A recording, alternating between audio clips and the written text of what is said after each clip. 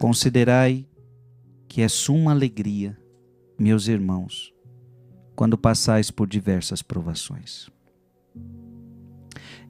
Irmão, irmã, essa palavra já é para mim, essa palavra é para vocês, isso é palavra de Deus. Na vida a gente passa por diversas provações. Talvez você esteja passando por diversas provações agora. Veja que a palavra de Deus ainda coloca diversas, não é uma, não são duas, são diversas. Porque são provações na família, são provações no trabalho, provações na saúde, provações financeiras, provações no casamento, provações na minha igreja. Só que a Bíblia está dizendo para a gente se alegrar, o que não é fácil. É fácil se alegrar quando tudo está dando certo, é difícil se alegrar quando você está sendo provado, mas é o que a Bíblia está pedindo para nós. Considerai que é suma alegria, meus irmãos, quando passais por diversas provações. A pergunta que se faz é, mas por que é alegria quando eu sou provado? Onde está a alegria de ser provado? Onde está a alegria de passar por sofrimento? Onde que está a alegria disso? E a resposta vem depois. Sabendo que a prova da vossa fé produz a paciência. Ah, entendi. Então, a alegria vem porque provação gera paciência. Mas é preciso que a paciência efetue a sua obra, a fim de serdes perfeitos e íntegros, sem fraqueza alguma. Então, a prova produz paciência, a paciência produz a perfeição. Diga comigo do fundo do seu coração, Senhor Jesus. Senhor Jesus, dai-me a alegria na hora da provação, dai-me a alegria na hora da dor. Senhor Jesus, que eu consiga, que no meu coração também gere essa paciência, para que eu não desista na hora da prova. E o Senhor Jesus está falando com você, não desista na hora da prova.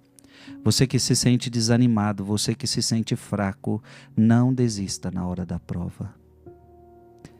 Deixe essa prova gerar no seu coração paciência, paciência, paciência, espere, espere, espere, espere. Nada te perturbe, nada te espante, tudo passa, Deus não muda. A paciência tudo alcança. Quem a Deus tem, nada lhe falta, só Deus basta. Tiago capítulo 1, versículo 5. Tiago capítulo 1, versículo 5. Se alguém de vós necessita de sabedoria, e quem de nós não precisa de sabedoria? Eu preciso, você precisa. Se algum de nós necessita de sabedoria, peça a Deus. Olha que interessante. Será que eu tenho pedido sabedoria? A gente quer ter sabedoria, mas será que a gente pede sabedoria? Isso é importante, minha gente. Porque é como se eu não tenho sabedoria. Então precisa haver um reconhecimento da minha parte. Eu não tenho sabedoria, eu preciso pedir. Então às vezes a gente vai resolvendo os problemas da nossa vida sem sabedoria, porque a gente não pediu, a gente quis agir do nosso jeito. Então é muito importante que a gente peça sabedoria, porque se você pedir, Deus vai dar. Peça a Deus que a todos dá liberalmente. Olha que bonito, Deus vai dar para todo mundo a sabedoria. Liberalmente, com simplicidade, sem recriminação, ele será dada. Mas peça com fé. Então a palavra de Deus está pedindo, pede com fé, sem nenhuma vacilação. Porque o homem que vacila assemelha-se à onda do mar, levada pelo vento e agitada de um lado para o outro. Não pense, portanto, tal homem que alcançará alguma coisa do Senhor, pois é um homem irresoluto, inconstante em todo o seu proceder. Senhor, dai-nos sabedoria, Senhor, dai-nos paciência nas provações. Repete com o freio, Senhor, dai-me sabedoria. Senhor, dai-me sabedoria. Dai-me paciência nas Dai-me provações. paciência nas provações. Obrigado, Jesus. Obrigado, Senhor. Obrigado porque enquanto a gente vai escutando a palavra do Senhor, o Senhor vai tocando pessoas nesta hora. O Senhor vai tocando você nesta hora. E eu peço, Jesus, que o Senhor possa já derramar sobre nossos corações o poder do Espírito Santo. Que todas as pessoas que estão acompanhando este rosário agora sejam tocadas pelo poder do Espírito Santo. Irmão, irmã, ergue teus braços o mais alto que você pode. E eu, como sacerdote, diante de Cristo agora, eu peço sobre você, vem Espírito Santo, sobre todos que rezam este rosário agora, em nome de Jesus.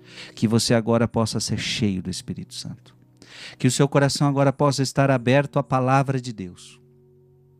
Abre os ouvidos de cada um de nós, os ouvidos espirituais, para que possamos escutar a sua palavra. Eu já peço, Jesus, que o Senhor possa tocar neste momento, nesta hora, tantos doentes que acordaram com dores. Eu peço que você já coloque a sua mão na sua enfermidade. Você pode apresentar para Jesus agora. Você que acordou com muita dor, mal-estar, e você nem consegue rezar direito, prestar atenção no que a gente está falando aqui, porque você está mal, você está doente. E eu peço, Jesus, que o Senhor possa agora curar. Como o Senhor curou a sogra de Pedro de febre, como o Senhor curou tantas pessoas que estavam enfermas, eu peço agora que tantos que acordaram para rezar este rosário estão doentes, Senhor, que o Senhor possa curar agora, que dores de cabeça possam ir embora em nome de Jesus, que febres possam ir embora em nome de Jesus, que tonturas possam ir embora em nome de Jesus, que mal-estar, ânsia de vômito, que possam ir embora em nome de Jesus. Seja tocado agora por Jesus. Obrigado, Senhor. Carta de São Tiago, capítulo 1, versículo 12. Carta de São Tiago, capítulo 1, versículo 12.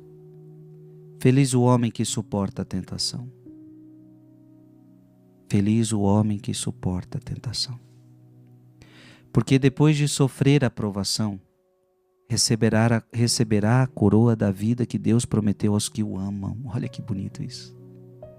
Se você passar pela prova, se você vencer essa prova, você vai receber prêmio. Olha, gente, depois de cada prova que a gente passa, Jesus está nos prometendo prêmio.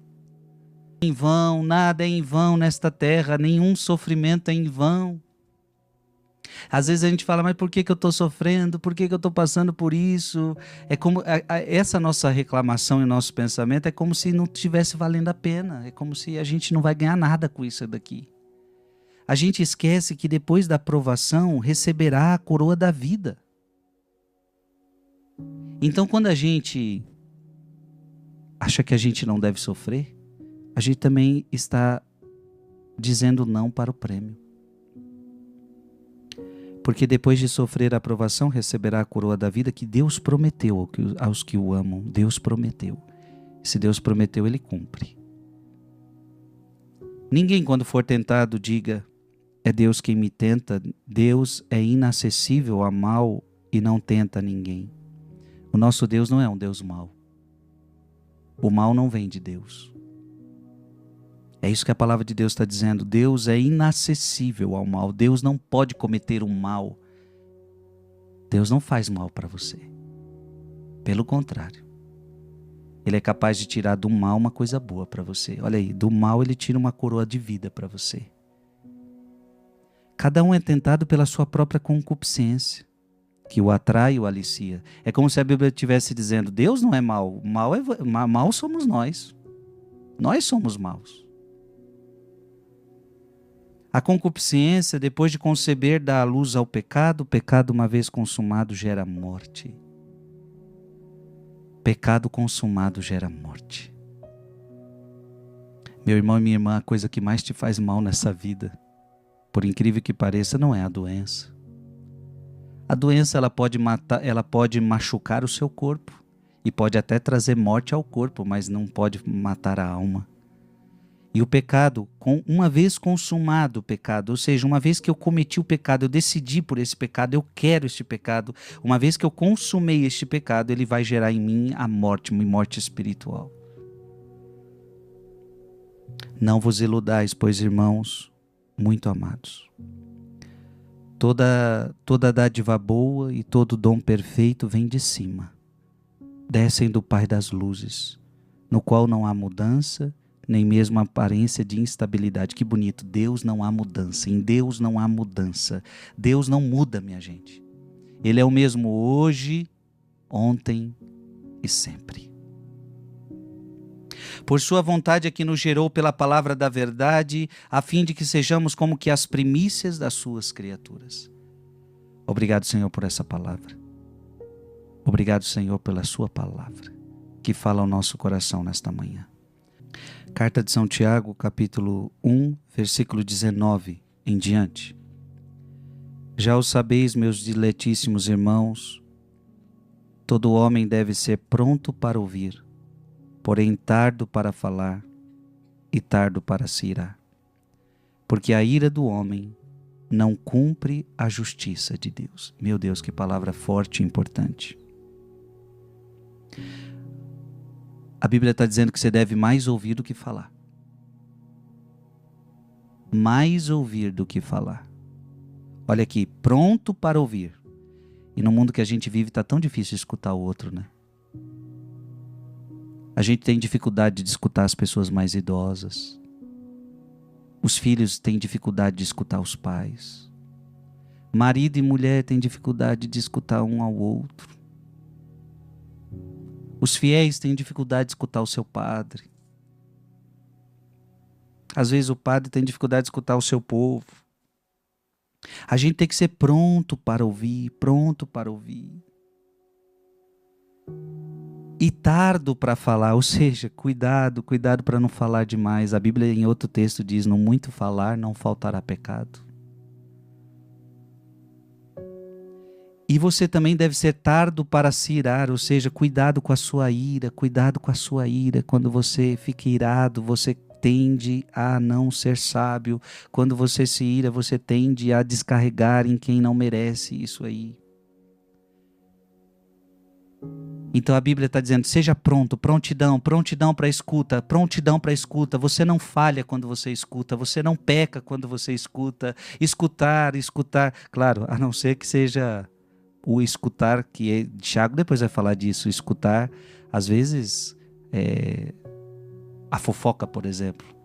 Aqui é o escutar coisas boas, aqui é o escutar o que edifica, aqui é escutar o irmão, aqui é escutar com caridade, aqui é escutar com sabedoria. Então você deve estar sempre pronto para ouvir, porém tardo para falar, tardo para se irar. E termina dizendo, porque a ira do homem não cumpre a justiça de Deus. Porque muitas vezes a gente diz, eu tenho que fazer, eu tenho que mostrar para ele, eu tenho que dar uma lição para ele, como se a sua justiça fosse valer alguma coisa. A ira do homem não cumpre a justiça de Deus. Quando a gente age pela ira, a gente não está fazendo o que Deus quer. Você pode muitas vezes querer ensinar alguém, mas não pode ser com ira. A correção não pode ter ira, uma ira pecaminosa, uma ira que é uma paixão descontrolada. Pai nosso que estais no céu, santificado seja o vosso nome. Venha a nós o vosso reino, seja feita a vossa vontade, assim na terra como no céu. O pão nosso de cada dia nos dai hoje, perdoai-nos as nossas ofensas, assim como nós perdoamos a quem nos tem ofendido. E não nos deixeis cair em tentação, mas livrai-nos do mal. Amém. Nossa Senhora fica 3 dias sem ver Jesus. E talvez qualquer outro pai estaria neste momento cheio de ira. Bravo depois que encontra o filho e fala, meu Deus, o que você fez da sua vida? Você deixou a gente preocupado e não sei o que, agora você vai ficar de castigo e não sei o que. E Nossa Senhora, quando encontra Jesus, ela diz da aflição dela. Jesus dá a resposta e ela diz a Bíblia que ela guarda tudo no coração. A Virgem não tem ira, nem José. Assim nós temos que aprender na vida. Tem coisa que a gente tem que guardar no coração e não agir com ira. Obrigado por esse amor, Jesus. Ninguém me ama como o Senhor. Não. Nem meu pai, nem minha mãe, nem meus familiares, nem meus amigos. Ninguém nessa terra me ama como o Senhor me amou. Porque não tem maior amor do que aquele que dá a vida pelos seus amigos. Obrigado, Jesus. Recebe, irmão e irmã, este amor nessa manhã. Recebe este amor de Deus nessa manhã. O amor de Deus foi derramado em nossos corações pelo Espírito Santo que nos foi dado. Recebe agora o Espírito Santo, recebe agora o amor. Que eu e você agora nesta manhã sejamos amados por Deus. E isso nos basta. O amor de Deus é o suficiente para fazer a gente feliz. Quem é feliz? Quem sabe que é amado por Deus? Quando eu sei que eu sou amado, eu não mendigo o amor de ninguém mais. Quando eu sei que eu sou amado, eu não preciso mais mendigar amor. Quando eu sinto que eu sou amado por Deus, quando eu experimento este amor, tudo se encaixa. Tudo começa a ter sentido na vida. Eu nasci para amar e para ser amado. E isso já aconteceu na cruz. Eu fui amado ao extremo. Deus amou tanto o mundo que enviou o seu Filho unigênito para que todo que nele crer não pereça, mas tenha a vida eterna. Obrigado, Jesus. Tiago capítulo 1, versículo 26. Tiago capítulo 1, versículo 26. Se alguém pensa ser piedoso, mas não refreia a sua língua e engana o seu coração, então é vã a sua religião. Eu digo que sou cristão, então eu refreio minha língua. Refrear a língua, não falar tudo que quer, não falar tudo que pensa. Tem gente que fala assim, não, o que eu pensar eu falo. O que eu tenho para falar eu falo. Mas a Bíblia está dizendo o contrário. Se alguém pensa ser piedoso, mas não refreia a sua língua, a gente vai ter que refrear, minha gente. Eu tenho vontade de falar, mas não vou falar. Por quê? Porque não convém, porque não edifica, porque vai machucar, porque é ira, porque não vale a pena. A religião pura e sem mácula aos olhos de Deus, o nosso Pai, é esta: visitar os órfãos e as viúvas nas suas aflições e conservar puro da corrupção deste mundo. Que bonito. A religião pura é a vivência do amor, é a vivência da caridade. E preservar-se e conservar o coração puro da corrupção do mundo. Então, duas coisas para eu viver uma religião pura: viver a caridade, amar os irmãos, e também conservar o coração puro da corrupção deste mundo. Este mundo é corrupto, este mundo é um mundo de pecado que nos leva ao pecado. Nós temos que conservar o coração puro no meio deste mundo. Dai-nos essa graça, Jesus. Dai-nos essa graça, Jesus. Eu convido você a se abraçar você mesmo, se você pode, neste momento. Abrace você mesmo e receba esse abraço de Pai. O Senhor coloca muito no meu coração que pessoas que começaram este ano, e você já não começou esse ano bem. Você começou esse ano tão afastado de Deus. Algumas pessoas até se comprometeram a ser um ano de mais oração, um ano de mais santidade. E você começa esse ano já se perdendo em tantas coisas. Você já não começou o ano como você queria. Mas isso te desanimou porque você se culpa.